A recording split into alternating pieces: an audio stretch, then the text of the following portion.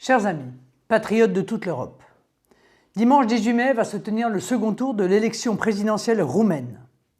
Ce n'est pas une élection parmi d'autres. Ce n'est pas une élection comme les autres. Le candidat patriote, arrivé en tête au premier tour avec plus de 40% des voix, s'appelle George Simion. Retenez bien ce nom, candidat de l'Alliance pour l'unité roumaine. George Simion incarne une ligne politique fondée sur la souveraineté et la fierté nationale. Il s'inscrit en cela dans l'extraordinaire mouvement de réveil des nations que nous observons partout sur le continent européen.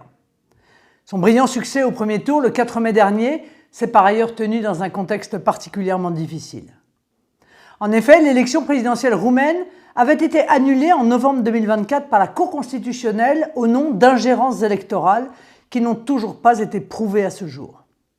Cette ingérence du pouvoir judiciaire dans la vie démocratique, cette atteinte à la liberté des électeurs roumains a été cautionnée par plusieurs gouvernements européens et par la Commission européenne elle-même.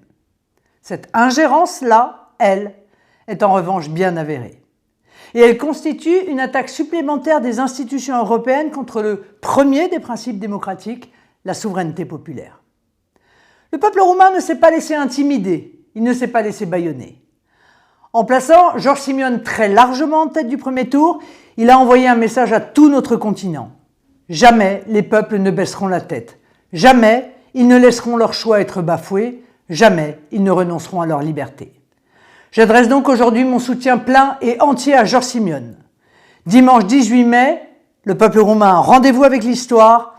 J'espère de tout cœur qu'il formulera souverainement une promesse de liberté qui sera entendue sur tout notre continent. Vive les peuples libres, vive l'Europe des nations.